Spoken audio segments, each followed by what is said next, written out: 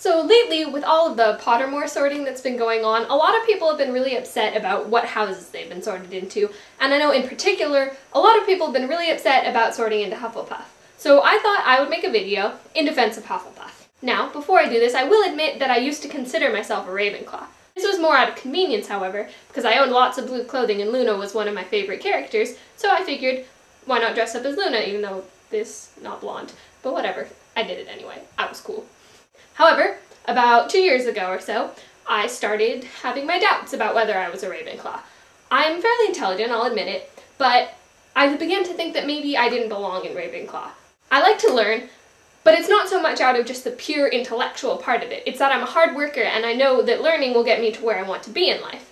So I started putting the pieces together and I figured out that I would really rather be in Hufflepuff. Why would you want to be in Hufflepuff? I mean, seriously, Hufflepuffs are totally lame. Let me list some of the reasons why Hufflepuff is the best. First of all, we, by far, have the best common room. I mean, it's down by the kitchens, right? So, food all the time, and as a person who really likes food, that is probably the best thing ever for. Now, Ravenclaw and Gryffindor, their common rooms are up in towers. Towers mean stairs. Stairs are tiring. As an athlete, I probably shouldn't have a problem climbing stairs, but honestly, after like 2 flights of stairs, I'm ready to quit. Hufflepuff, down by the kitchens, less stairs. And the Slytherin common room, they're in a dungeon. Who wants to live in a dungeon? I mean, it'd be all cold and slimy and damp all the time. Hufflepuff, warm, cozy, lots of food. Another thing I like about Hufflepuff is the fact that we're hard workers. I mean, Ravenclaw, sure, you've got intelligence, Gryffindor, you've got bravery, Slytherin, you've got cunning.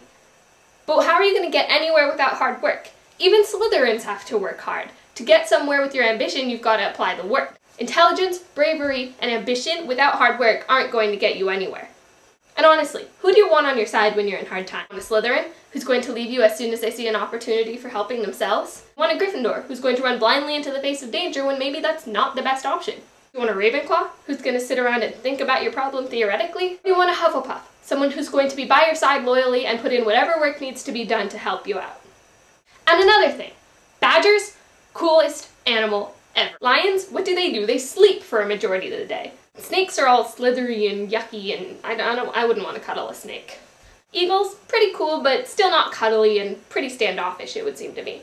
We badgers, we may look cuddly, but we can certainly be vicious when we need to. Let's think about the security of the common rooms. Gryffindor Tower, broken into by Sirius Black. Slytherin common room, infiltrated by Harry and Ron. Admittedly, we've only seen the Ravenclaw common room because Luna let Harry in, but McGonagall could get in and she's a Gryffindor. And someone like Hermione Granger, who's very intelligent but just happens to be in another house, could easily answer the question to get in. But has anyone ever broken into the Hufflepuff common room? Not that we know of.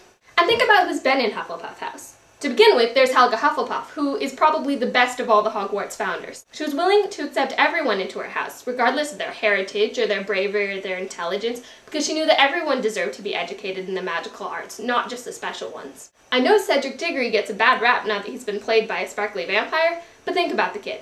He was intelligent, he was brave, he was attractive, and the Goblet of Fire chose him over anyone from any of the other houses.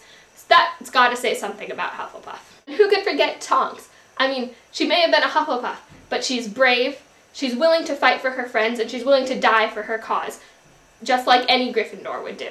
And plus, I think yellow's a pretty cool color.